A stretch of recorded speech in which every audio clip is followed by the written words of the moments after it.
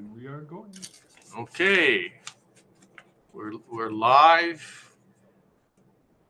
Welcome everybody. Those are on our Zoom platform and various social media platforms. This is Lance Luke and Martin Pea.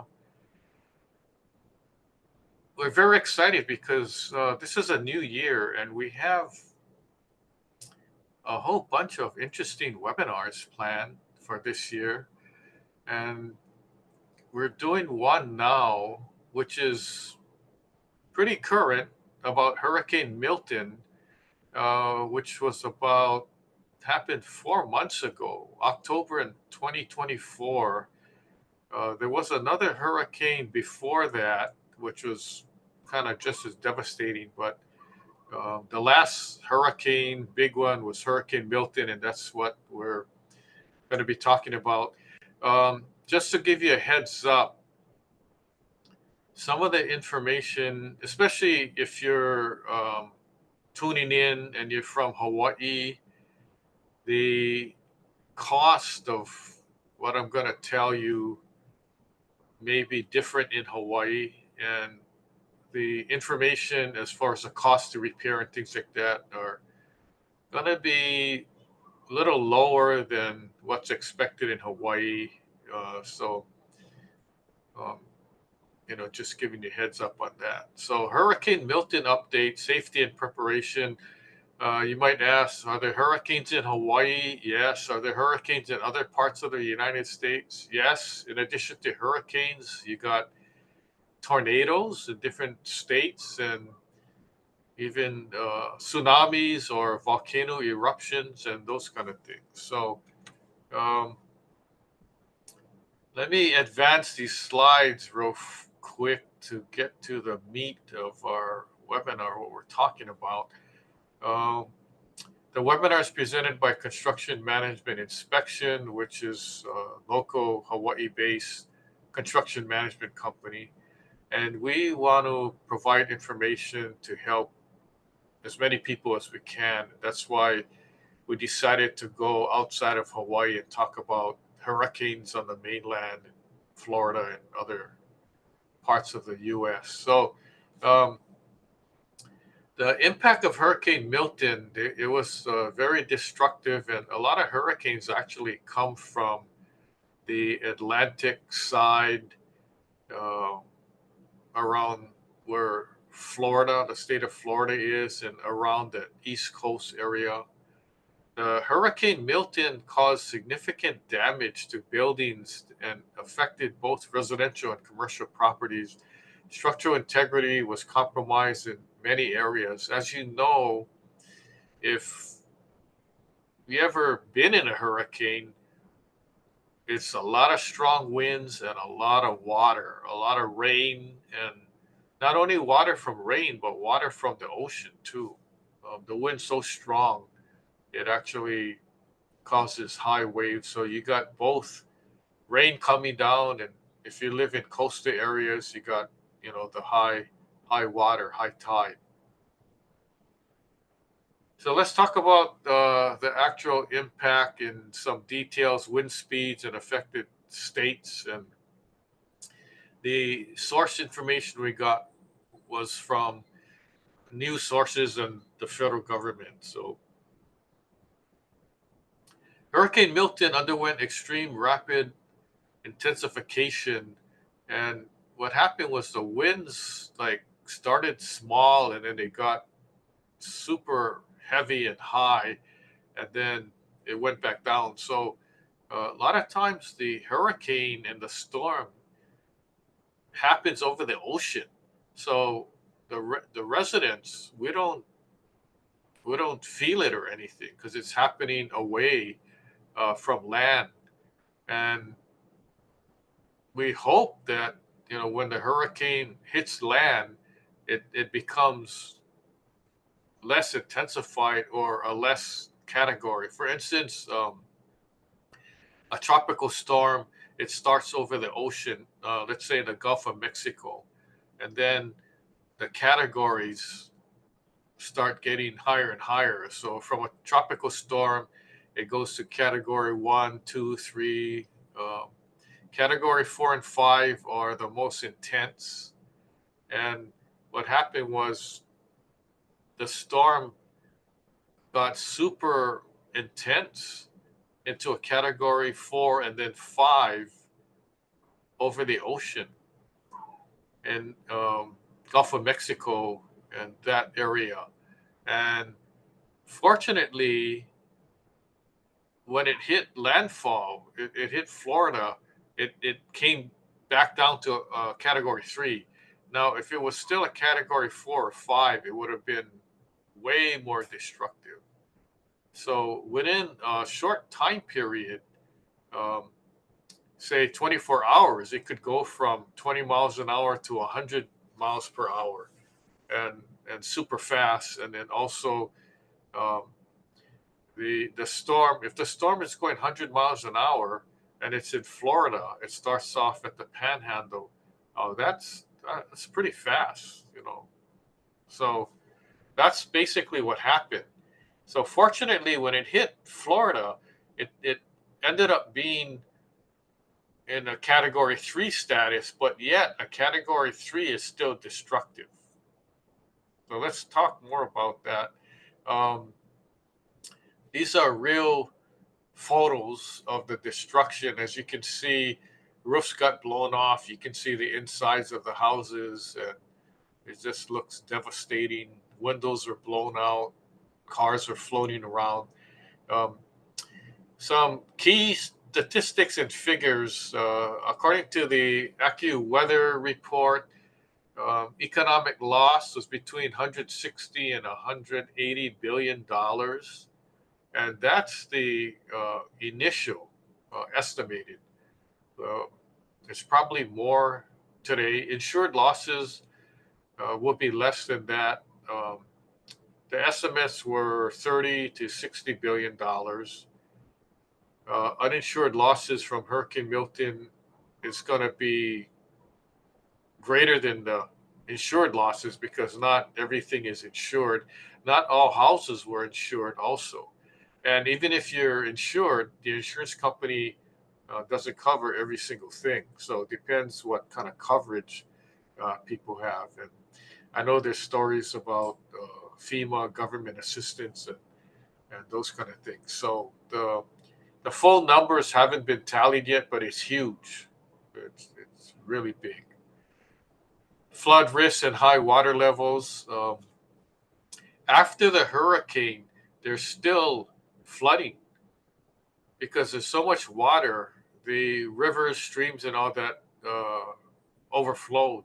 So even after the hurricane's gone, you still have a lot of water problems. So flooding became a major concern after Hurricane Milton, with elevated water levels persisting in various regions. It took days and even like a week later for the water to actually subside. So there was a lot of water. So much that it's really not expected. So you have these houses in areas where all of a sudden the area is a river, and you never thought, the people that lived in the houses never thought that there would be a river going through their house, and their house would be declared a total loss. So some of the hardest hit areas included Sarasota, Fort Myers, St. Petersburg, St. Lucie, and other cities on the Gulf Coast.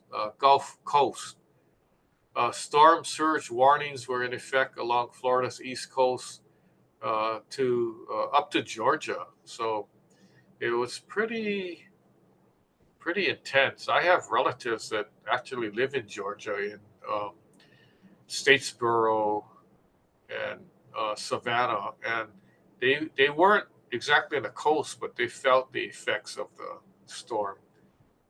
How water levels affected local infrastructure? Well, anytime you have a major storm surge, a lot of water, you have flooding. Roads, bridges, essential services were disrupted. A lot of times you have these utility poles that are falling down.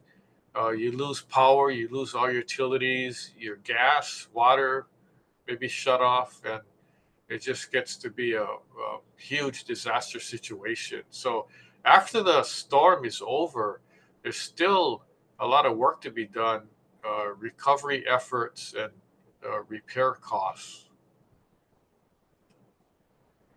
Flood risks and high water levels.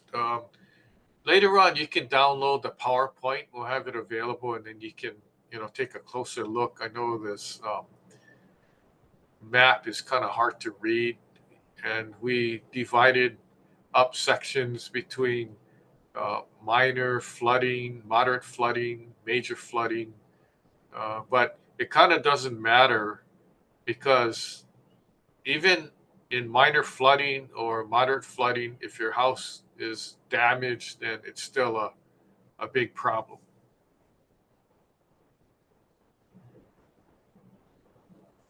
Recovery efforts in flood prone areas. Local governments and communities are focused on repairing infrastructure, but long term flood mitigation would be essential to reduce future risks. So, um, 50 years ago or 100 years ago, we never had these kind of major hurricanes and storms. And it's getting more and more prevalent, and not only more and more frequent, but more and more destructive. And we have to be aware of that. And, there's a combination of global warming and sea level rise and all that. It's all connected together. We've never seen it this bad before, and it's going to get worse. If you talk to scientists and people who study the weather and worldwide natural disasters, they'll tell you that it's not going to get any better. In fact, it's going to get worse. So it's not like if a storm's going to come; it's when is it coming, and how bad is it going to be, and are we prepared? Are the residents, are the citizens prepared for a major disaster? And secondly, is the government prepared to handle something like that? When you have government officials saying we've never seen it this bad before, we've never seen the water this high before, the water never got to this level. When you're hearing those reports, it's kind of scary. As you can see in the photo here, there's nobody, there's no cars, there's nothing, and the water, you can't even see the road. The water's so high, you can't see the roads, sidewalks, or anything. So that's how bad it is, and it takes days for the water to subside because there's so much of it. And where does it go? It's not like the infrastructure is designed with full gutter systems to have all the water flow out within a matter of 24 hours. That doesn't happen.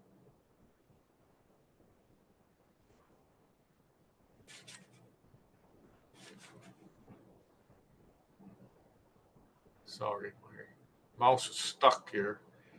Um, Damage assessment and cleanup costs, methods of damage assessment. So here's how FEMA, the federal government, the local state government, the city and county government, and even insurance companies assess damage and cleanup costs. Is different methods of damage assessment.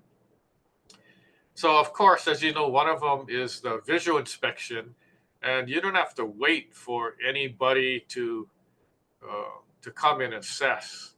If you're able to go to your property, if your property is still there, if your building's still there, um, you do the damage assessment yourself. Take photos, write down as much as you can, because you don't know when somebody's going to, get there. It may be, it may be days, it may be weeks, sometimes months.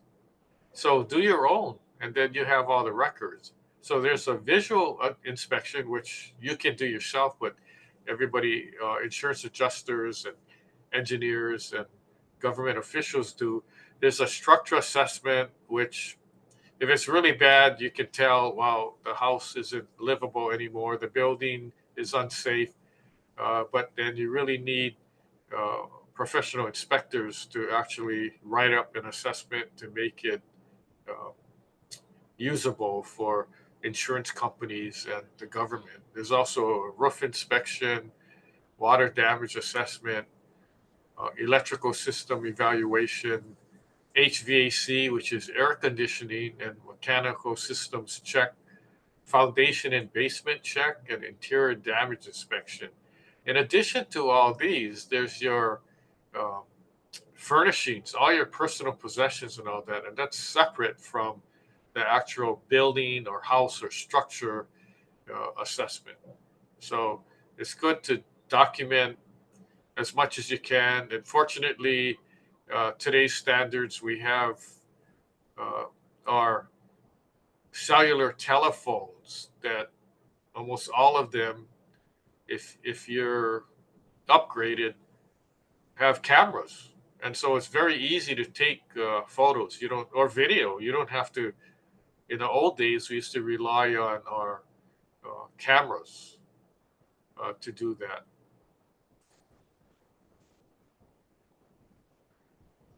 Average cost for cleanup and rebuilding. Here's a caveat: these costs are on the low side. If you're in other states like California, Hawaii, Alaska, their construction costs and cleanup costs are way higher. But roof repairs, minor roof repairs, replacing a few roofing shingles. If your roof is still intact and you're just replacing shingles, then $300 to $1,000, let's say. A full replacement, 5,000 to 10,000, depending on materials and roof size. Now, that in Hawaii or Alaska, that's like a garage roof. That's not a house roof. Water damage restoration, water extraction and drying services, 1,000 to 3,000.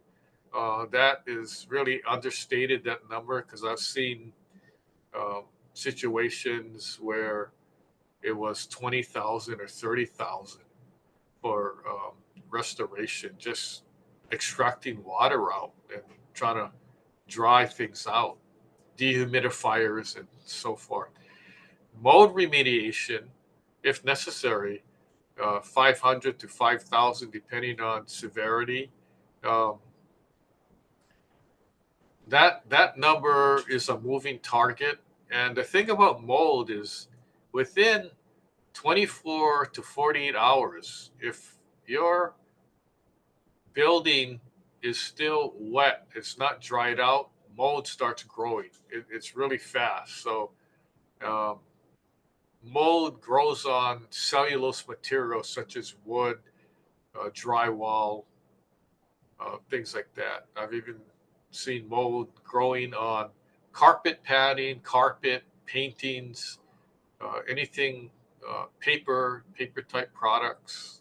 Um, so that's just a heads up. So, it's best to get in as fast as you can and start drying things out. If it's worth it.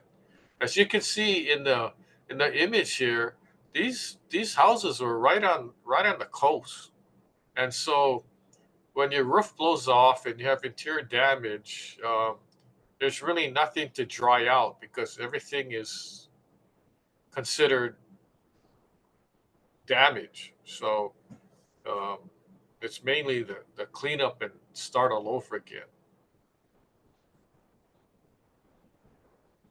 Average cost for cleanup and rebuilding, structural repairs, foundation repairs, minor cracks, $500 to $3,000.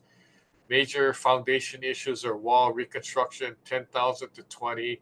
I've seen uh, these costs go 10 times or 20 times the amount, depending on the house or building. Window and door replacement, replacing a single window, 200 to $700. Replacing doors and frames, 500 to 2,000 per door. If it's a custom fitted door, it's going to be more. But um, I've never seen these kind of pricing before. But like I said, it's on the low side. Average cost for cleanup and rebuilding, continuation, um, Electrical systems, minor repairs, outlet switches, $100 to 300. Normally that's per outlet. Full rewiring of your electrical panel, sub panel, 3,000 to 10,000, depending on the extent of damage. If all the wiring got wet, it could be dried out and reused again. If the electrician says that it cannot, then you need to rewire, which is going to be more. Air conditioning, ventilation system replacement, basic repair of outdoor units, or full air conditioning replacement. You're talking 500 to $20,000 basically. Drywall, interior repair, you got drywall repair, then repainting, flooring replacement, depending on the type of materials, right? Anywhere from $500 to 5,000 or more. Landscaping and tree removal, $500, $1,500 per tree, depending on the size. I mean, that's kind of on the low side. If you have a huge tree like the one in the picture, it's not like you can just lift it up on a truck and haul it away. You got to have several people come with chainsaws and a crane and cut it up into smaller pieces. And then general landscaping repair, $200 to $1,000 and more. There's a lot of things to consider after a storm. Your gutters could be damaged, your trees. If your tree gets damaged and it broke in half, the whole tree, you have to replace the tree if it's the type that won't grow back. Common types of damage encountered: roof damage, flooding and water intrusion, foundation and structural shifts, broken windows and doors, electrical damage. If your house isn't on a concrete slab or poured in place concrete or CMU block tile, if it's made out of wood and it's on raised foundation, you would have more damage, more foundation issues, shifting of your foundation, and so forth. If there's a lot of water, the water turns into waves with a lot of pressure that can actually move or shift a foundation of a house, or just take an entire house. And I've seen videos where houses are just floating down the road, entire houses. Yeah, that's pretty scary. Other types of damage: wind damage to exterior walls and siding, tree and landscape damage, roof and gutter blockages, mold growth, like I mentioned, damage to air conditioning systems. And also, it's not only damage to uh, the house itself by wind or rain. You could have debris from your neighbor's house. I've seen windows, doors, cars, buses um, flowing down and actually hitting the next neighbor's house, or pieces of tree, big tree branches blowing on a neighbor's house 2 doors away and making a huge hole in the roof. So a lot of things can go on. And of course, once there's a hole in the roof and it's raining, then water gets in. So now you got compound damages. Believe it or not, when there was the Hurricane Milton, there was actually reports of tornadoes. And you think it's like a separate thing, hurricane and tornado, but this is one where there was a hurricane and there were tornadoes also.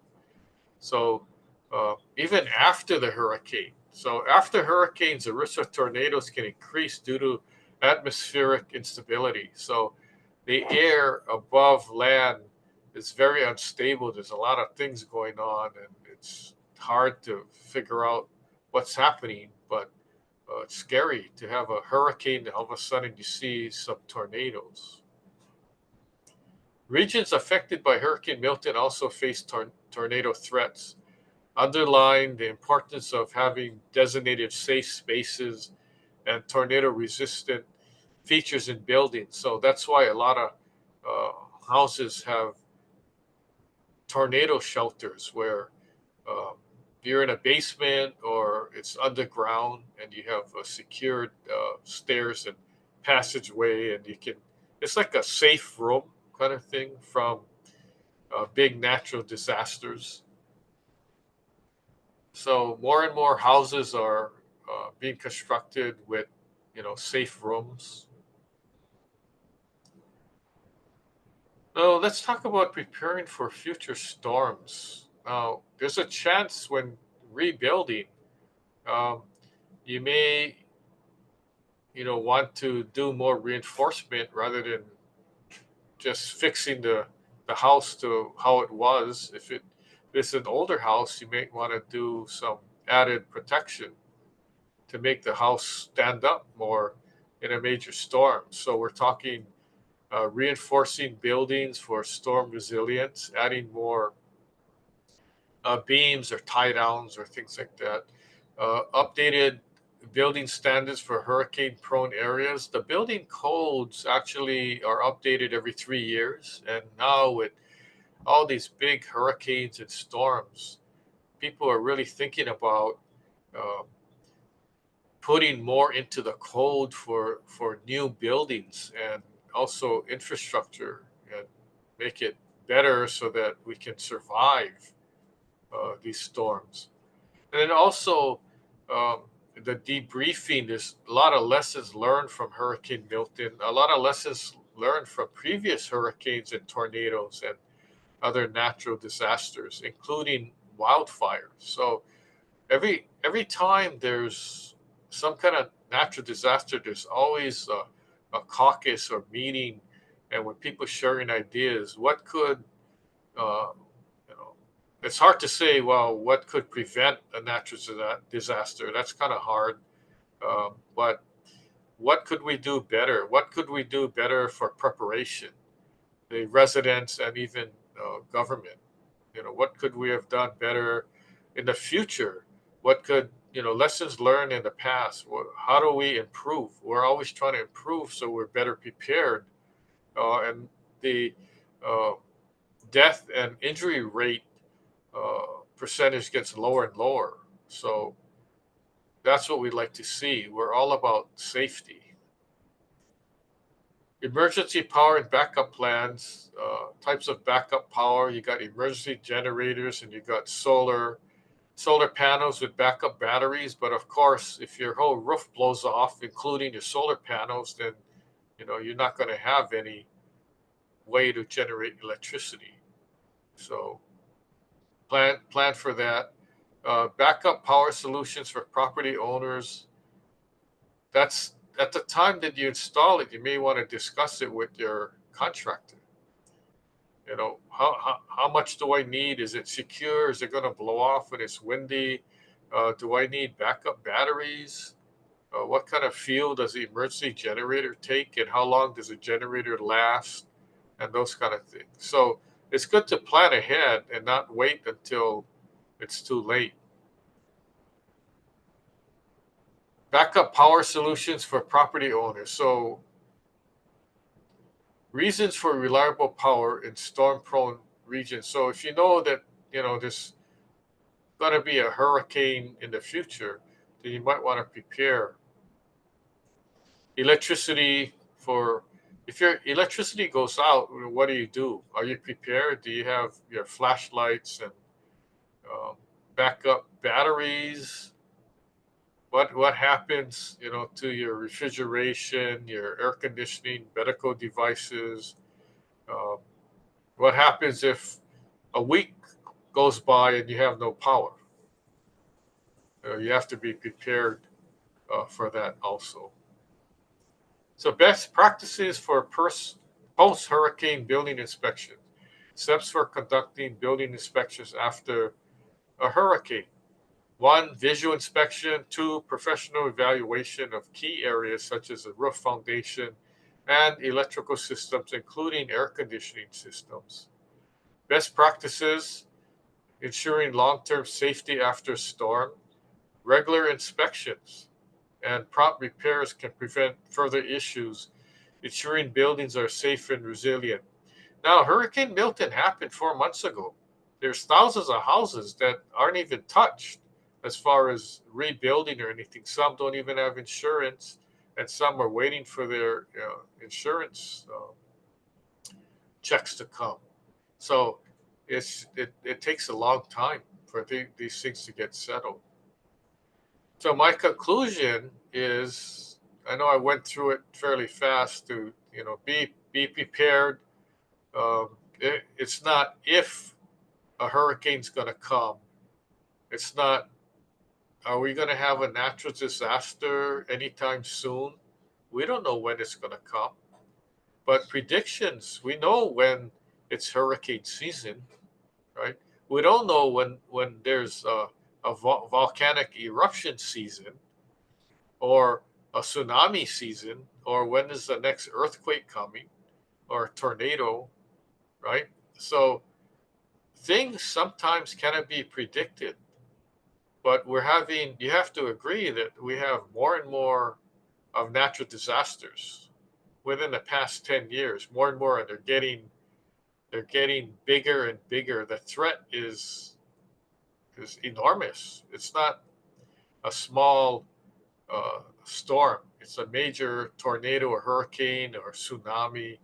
Uh, right now, there's volcanoes all around the world erupting. There's earthquakes happening, and so we just have to be prepared as much as we can. So I would say check out your local and state government and the federal government. There's a lot of information on how to prepare for a natural disaster. You can just do a check on your search engine, emergency preparedness, and type in uh, hurricane, tornado, earthquake, and things like that, and see what kind of information you can get. What you missed, we've given tons of webinars on all kind of building and construction topics. So you go to our website and you can watch the webinars on demand. We got so much information. Every day we're updating our website. It's become so huge. I think we're going to need a couple more emergency generators as a backup. What's coming up? We got a brand new 2025 webinar schedule. I'll just briefly give you some topics. Electrical inspections. Going to be talking about paint versus waterproofing. What's the difference? Venting. About vent cleaning in your condo or office building. We're going to be talking about lead pipes, the hidden threat, and it's all over the U.S. and the world. There's a concrete crisis in the United States and also in Europe. Got a webinar about that, and we're going to be talking about cesspools in Hawaii. I just came back from Kauai, and we got some problems with cesspools over there. I'll tell you some stories. Coastal erosion around the world, reading and understanding soil reports. And remember that Florida building collapse several years ago? I'm going to be talking about that too. So we got a whole slate of webinars, but if you guys are interested in other topics, reach out to us. We'll be willing to discuss it. We have a whole team that discusses topics and what topic is most top of mind, and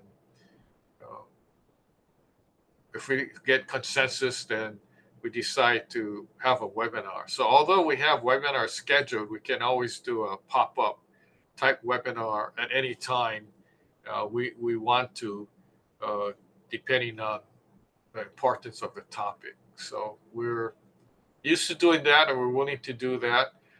Visit our website, as I mentioned before, askbuildingexpert.now.site. We have a whole bunch of expert websites. So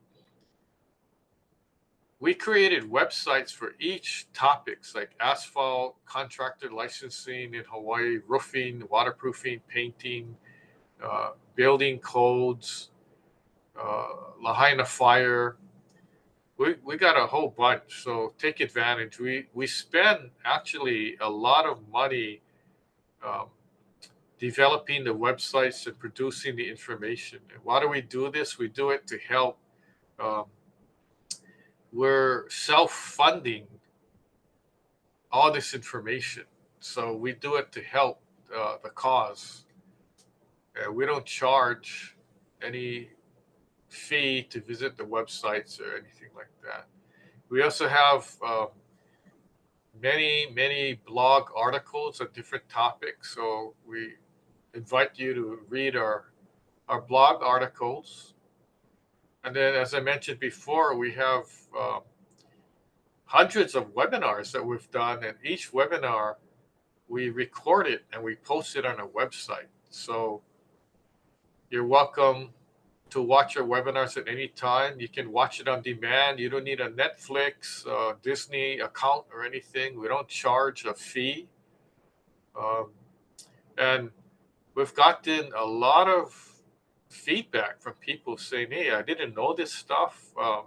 We appreciate you providing us information." So hazardous building materials, here's some samples. Fixing foundation problems in your building. I even got one about contractor bidding. And I got one about ancient buildings in Italy. Millennium Tower, the sinking building in San Francisco. Things like that. So, Grenfell Tower in London.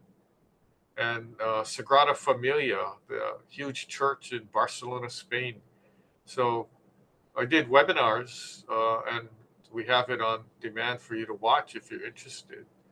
And then books. If you go to our website, we have a publications page, and we got over 40 books. I kind of lost count, but there's at least 40 books that were written and authored by me, and it's easy to read. You can read one book in less than an hour, even if you're a slow reader. And that's the way I wanted to present the book, so that it's not a huge novel where you have to keep putting it down and picking it back up. If you have less than an hour, you can read one book. So topics, we've got asphalt, cast iron, drain piping, how safe is your building, senior safety in the home, Lahaina wildfire, concrete spalling repair, reserve studies for condos, monster houses.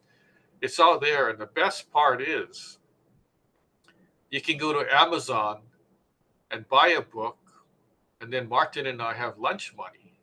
But even better, don't tell too many people. If you go to our website, you can download the books for free. Yes, I said free. So you don't have to go to Amazon and buy the book, right? If you want to, you can. But if you want to go to our website, and you can download the free PDF. Okay, so your choice.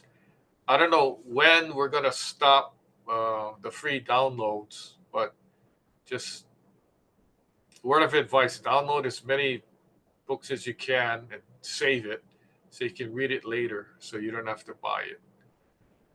And then we have a couple additional websites that you can go to. One on building code called buildingcode.now.site. And then I have one of my company websites, constructionexperts.now.site, if you're interested in visiting that. So we got expert websites, blogs, webinars, books. What else do we have? Oh, we got answers to your questions. So you got answers? No? You got questions? Maybe. So if you got questions, we got the answers. So my name, Lance Luke, my number is here on the screen. If you're not watching, it's 808-754-3425. Email lanceluke@hawaiibuildingexpert.com. So hopefully you gathered some information that was helpful. But if you have questions, please post it on our Zoom platform in the chat or question section. Or if you're on social media, I think we're broadcasting on Facebook, LinkedIn, and YouTube. Um, you can post there, and we'll be hopefully we'll be able to check it. Now, if you're not watching the live, you can still post, and we'll get back to you. So we promise to answer all your questions. If you don't have any questions but you have comments, then we welcome those comments also. So I'm going to stop the share screen so we can handle any questions. So click this button here.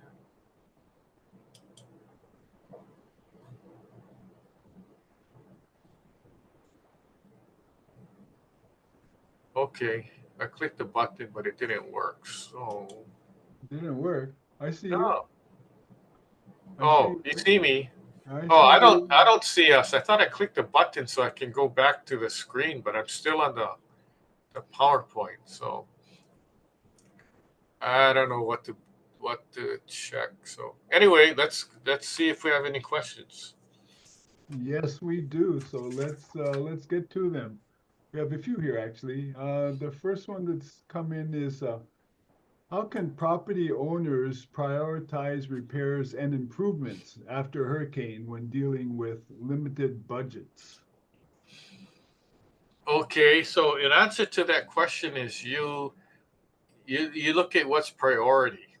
Okay, of course, you might say everything's priority, but if you've got foundation problems, electrical, or your roof needs to be fixed, you got to tackle that first before start working on the inside of the house. So the idea is you do the cleanup first, uh, get rid of all the debris, and then get your house watertight again, so that if there's another storm, you don't have water going in, or your foundation is not weak and all that. So you do those first.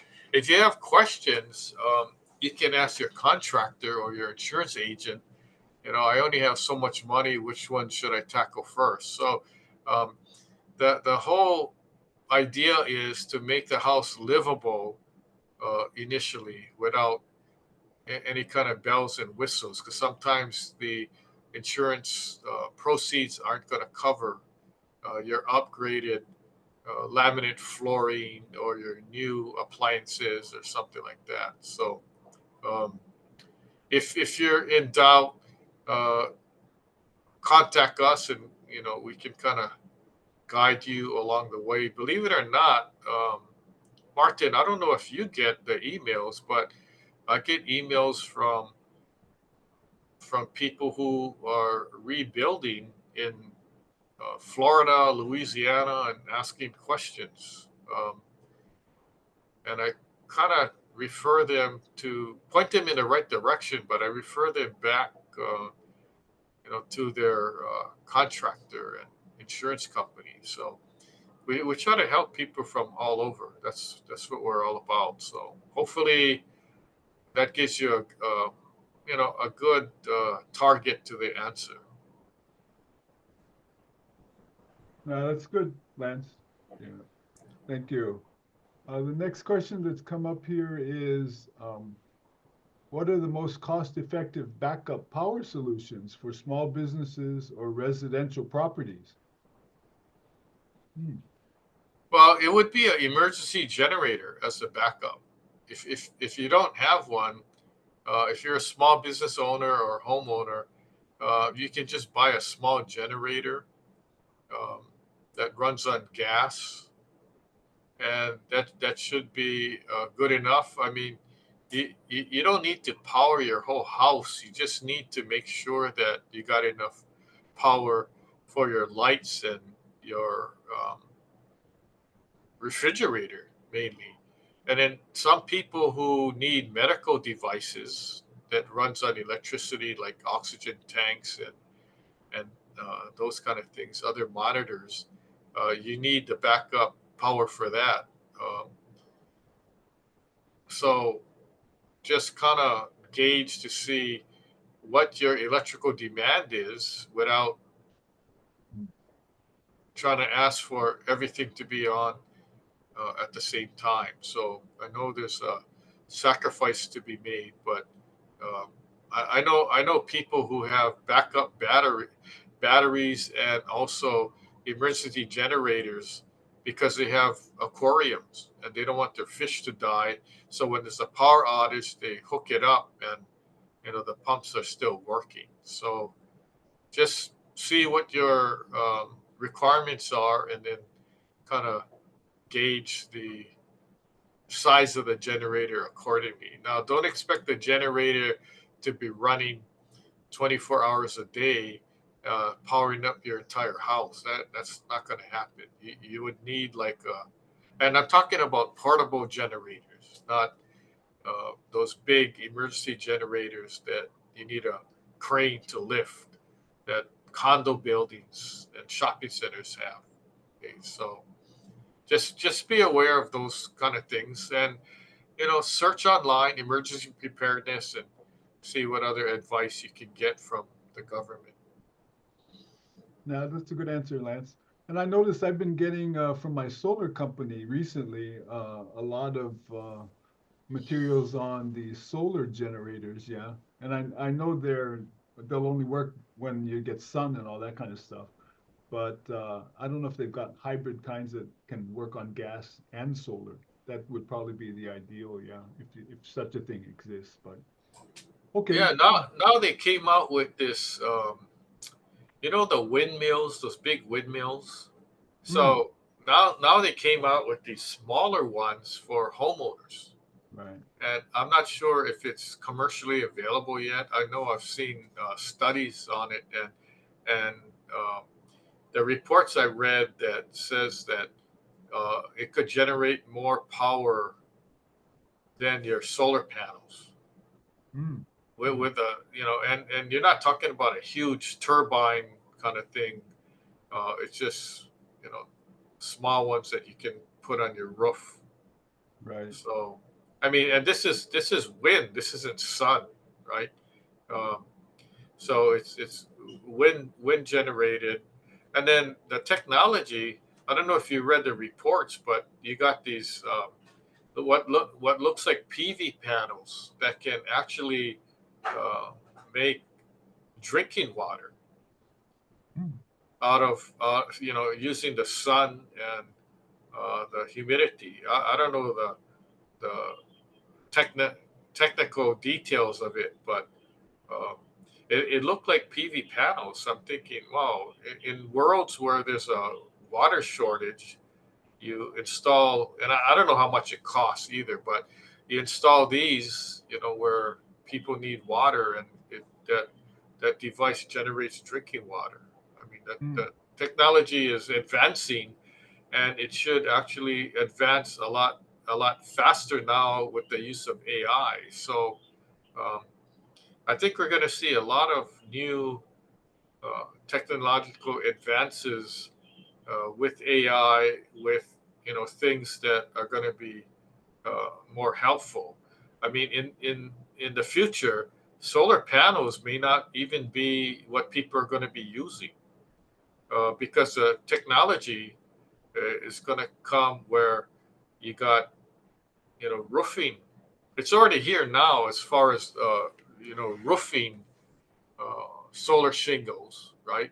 And there's even talk about the siding of your house as like a huge solar panel and windows and all that. So um, it, it may be a good thing. I mean, anytime you can be self-sufficient and with your own house or building generate enough power where you don't have to depend on the grid, I think that's a good thing because as you know, especially in Hawaii, the cost of the kilowatt is like super expensive. I mean, people are paying hundreds and hundreds of dollars every month, just to use their major appliances in their house. So, um, I mean, I look forward to that. I'm interested. That's why I do a lot of research on any kind of new developments, and some sound kind of far fetched because it's just an idea, but um, we'll see. Especially the ones that are looking for investment money because they have the idea that they think is going to work. So anyway, sorry to digress. I know No, there's no, probably that's other good. I was questions. just going to add, when you're talking about water, I've seen uh, ones where, and this is more for outdoor camping and all that, but hydro generators that actually, I guess I thought about for places that get moving water like us with the stream in the back, be able to convert the moving water into energy through hydroelectric type of systems. Yeah, so Well, there's that would work provided you have a lot of rain, but oh well, we always right. have rain. This side, Colal's always raining, so we always get the stream moving. So if you've got that kind of situation, you can try to take advantage of the moving water. Yeah. But anyway, Oh, but then, next. well, in addition to that, why didn't you add a desalination mini plant so that you just get your clean drinking water from the stream and you can cancel your water service? Well, that's probably something we'll have to do in the long-term sustainability projects. Yeah. Anyway, let me get on to the next question. So get time to answer them all here. The next one was, how do you assess structural integrity if you don't have access to professional inspectors immediately after a hurricane? Good question. Oh, that's a very good question. So, like I mentioned before, if you're able to get to your property, get to your building, get to your house, take as many pictures as you can, even if you don't know what you're taking, because some of your pictures may be very useful and very important. Um, and I've had situations where uh, if it's if it's so bad where your foundation's damaged, and before the insurance inspector or professional engineer comes to your property, the house collapsed. There's your evidence is not there anymore, right? I mean, it's pretty obvious that something happened to cause the house to collapse, to fall down. But um, I've had situations where I have to evaluate photos, and I point to the photo, say, "Oh, look, here's one that shows extensive damage here."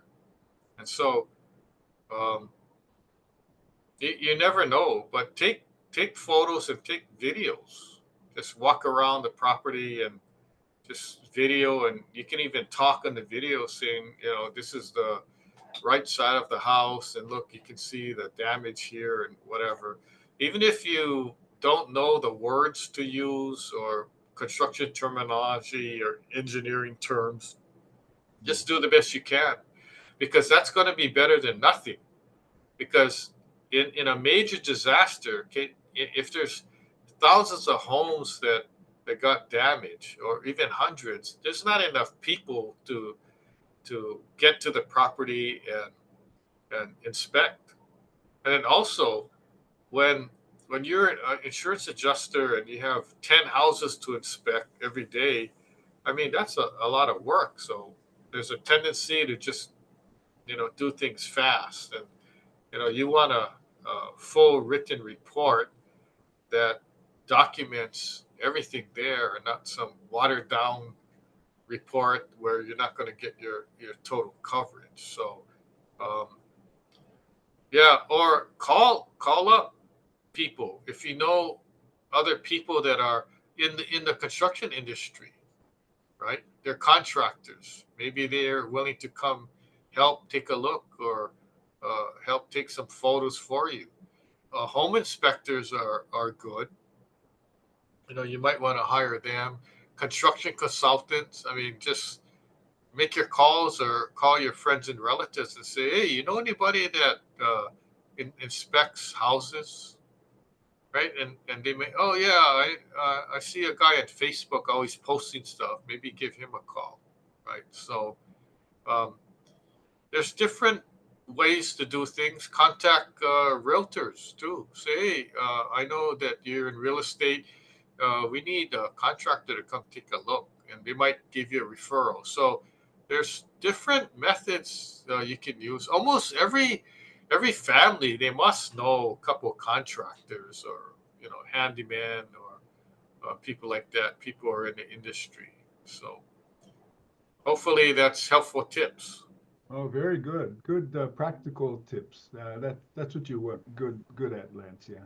Mhm. Okay. The next question that's come in here is, are there any specific materials or construction techniques that you would recommend to better protect homes from future storms? Oh, another good question. Um, Really? well, if your house is already made out of concrete, the answer would be I don't have any other better um, building materials. But let's say if your house is single wall construction, yeah, there's better materials to use instead of plyboard or TNG wood. You got fiber cement siding. You got stucco exterior insulation finish system. So there's more modern building materials than when your house was first built. So you'd have to look and see how you can do the retrofit. So for instance, if your house is built in the 50s, between the 50s and uh, the year 2010, there's been a lot of major improvements in a lot of types of building materials, from roofing shingles, from paint, um, siding, even wood. You got a lot of different types of uh, fiber cement or manufactured wood that you could use instead of wood that you can buy at the lumber store. So um, do the research, talk to your architect, talk to your contractor, see what ideas they can recommend. For every type of building material, there's always uh, the the best, better, and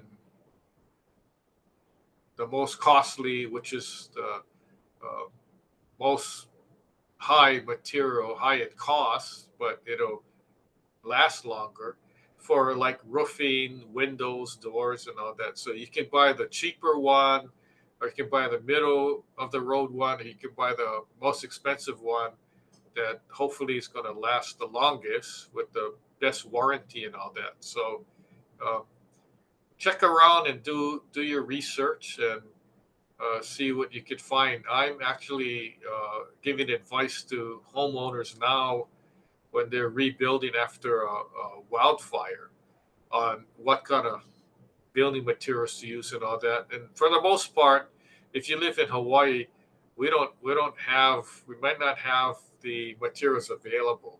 You may have to.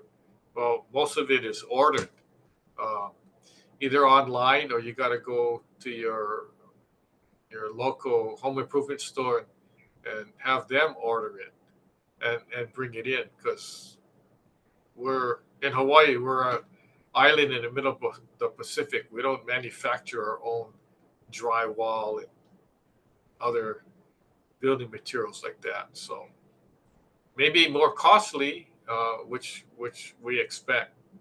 But okay, any other comments or questions? We have one more question if you can make the time. It's asking, what are the legal responsibilities of property managers or landlords regarding safety and repairs after a hurricane? The responsibility first lies with the owner. Well, so for instance, if a tenant was in the property and there was a hurricane, and the property, the house became unlivable, then there's really nothing you can do except try to help the tenant find other housing. But um, if it's only minor damage, then uh, the law requires, and this applies in any state, by the way, the law requires the owner and property manager to mitigate the problem. So, in other words, get the roof fixed so it doesn't leak, and not wait around and say, oh, well, sorry about that. It's not our fault. It was a natural disaster. So you have to live with it until, we get it fixed. Um, there's various state laws, but one of the laws is that's on the books regarding the landlord tenant code is, if there's a problem with the living structure, it has to be fixed like right away. It can't be months and months and months. But in some situations, there's certain things that can be done, like say there's a hole in the roof caused by a hurricane. Um, if you can't get a roofer right away, at least you get a contractor to come in and secure, do a temporary patch or put a tarp or whatever temporarily so it doesn't leak anymore until the contractor can get to the property to fix the roof. So things like that should be done rather than just saying, "Well, we can't get a contractor right away, so tough luck for you. You just got to wait." So there is legal requirements, and it's in the consumer protection law also. So hopefully that answered the question. No, that's a good answer. There are no other official questions here from the various media, but and I know your time is up. But I Yeah. did have I did have a question, and this Okay. is regarding Let's insurance. hear it. Let's hear your question. It's regarding insurance. Locally, a lot of insurance companies aren't insuring, locally, and that's affecting, the people who have damage and all these kind of things that come up. So how is that going to work out? Because most rely on insurance in order to rebuild and redo, after disasters of any kind. But now they're kind of pulling out of the business in a lot of areas like Hawaii. Yeah. So what's our solution to that? Because that's really one of the only ways that people can do to rebuild, unless you take all the risk yourself, yeah, on after a disaster. Well, the answer, one part of the answer is we don't know. I don't know um, what the answer is, and the other part of my answer is it's gonna resort into way higher insurance premiums because the insurance companies that are getting out of the market, the ones that are gonna take their place are going to charge higher insurance rates. And why are these companies getting out of the market? They're getting out because there's too much liability, and they're losing money. So if you're in business, you don't want to lose money. So you're going, well, instead of keeping in business and losing money, we're just not going to insure any more houses in Hawaii and take our business elsewhere. So that's an ongoing problem, and it's not going to stop because I heard that other companies are pulling out or they're not renewing, um, and so we're going to see a whole drastic change in the insurance market. It happened already in the condo market, but in the non-condo market, um, it's going to be a bad situation. People are going to be scrambling to find an insurance company willing to insure uh, older houses, houses that are wood frame, the type of construction, and they can discriminate. The insurance company can say your house is made out of wood. We don't want to insure it, or your premium is going to be double. Or, oh, you didn't upgrade your electrical. You have old electrical, and your house was built in the '60s. Well, if you want us to insure it, you got to upgrade it and provide a certificate from your contractor that your electrical and plumbing are upgraded, or you need to fix your roof. Or so it's going to get a lot stricter. So these insurance companies are going to be sending their inspectors out there to go look at the property before they even decide to say yes or no, we're going to insure. So it's not like in the old days where you can easily get insurance. It's just getting harder and harder. You know why? You know why? The answer is because we've had all these major disasters. And it goes back to the topic of the webinar. When you have these huge hurricanes, tornadoes, wildfires, and floods, and the insurance company has got to keep paying out claims, they're either going to stop doing that or going to reassess and say, oh, maybe we're only going to insure in areas where they have no hurricanes or wildfires, right? So it's selective. So that's where the government comes in, and the people got to ask the government for help. You know, what can the government do to help the situation? So it's just going to be a continuing dialogue. The narrative doesn't change; it's just getting worse and worse regarding insurance. So I know I gave a webinar before on condo insurance, but and maybe we should think about doing one for just single family homes or duplexes. No, that sounds good. I appreciate your answering that because yeah, I've got some neighbors now that insurance companies won't insure them, and they've been with them for decades, but because the roof is too old or something like you mentioned, they says if they don't replace the roof at whatever the 30,000, 40,000 or whatever it costs, they're not going to insure them, and then that affects their mortgage and everything else because they can't get the insurance. So it's really it's a domino effect that all these things are doing. And the issue I have, and of course it's business, but is that these companies have been collecting their premiums and making money off of it, while you pay it all up front, and yet now when the people need them, they're going to jump ship, right? Because all they did was provide them a sense of security that they've got protection and all this kind of stuff, and it's just a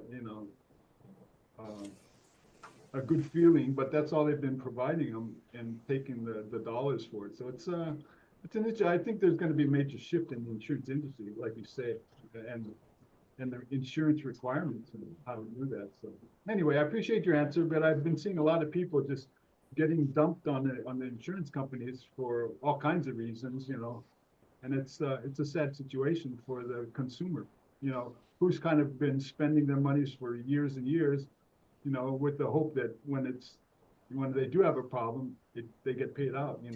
They've put in thousands, tens of thousands, hundreds of thousands of dollars on insurance, and then they'll never see anything on that.